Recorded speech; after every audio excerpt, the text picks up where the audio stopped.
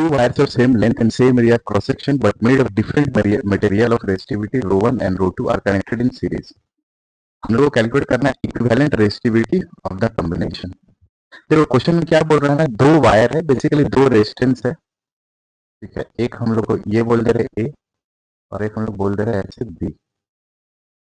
दोनों जो वायर है ना, दोनों का सेम लेंथ है, एल एल मान ले रहे हैं लेंथ, ठीक है। दोनों का same area of cross section भी है, तो एरिया भी ए हम लोग मान ले रहे हैं।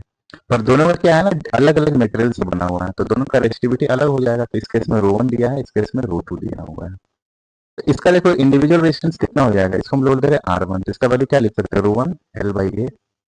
इसका रेजिस्टेंस R2 अगर बोलते हैं तो वैल्यू कितना हो जाएगा, रो 2 L बाई ए, ठीक है।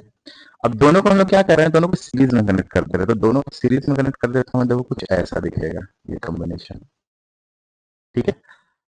अब इसका हम लोग को इक्विवेलेंट रेजिस्टेंस निकालना होगा। तो देखो ये इसका लेंथ L था, इसका लेंथ L था, तो टोटल लेंथ इसका कितना हो जा रहा है, 12 हो जाएगा। एरिया ऑफ क्रॉस सेक्शन कितना रहेगा, सेम ही रहेगा, क्योंकि area of cross section change नहीं हो रहा है, ठीक है। ये समझ में आया। तो इसका जो रेजिस्टेंस होगा R, इसका वैल्यू क्या हो जाएगा, तो rho, where rho is the resistivity of the combination, और लेंथ कितना हो जा रहा है, तो 12, तो 12 area of cross section A ही है, तो ए, ठीक है। तो इसका वैल्यू हो जाएगा rho is equal to 2 row L by A. अब देखो क्वेश्चन में ये बोल रहा है ना, ये दोनों जो है ना कॉम्बिनेशन जब सीरीज में कर रहे हैं तो इसके बराबर हो जा रहा है। तो इसका मतलब क्या है कि इसका जो वैल्यू होगा ना वो बेसिकली इक्वल होगा R1 प्लस R2, क्योंकि जब दो रेजिस्टेंस सीरीज में होता है तो उसका नेट इक्विवेलेंट रेजिस्टेंस कितना हो जाता है, R1 प्लस R2।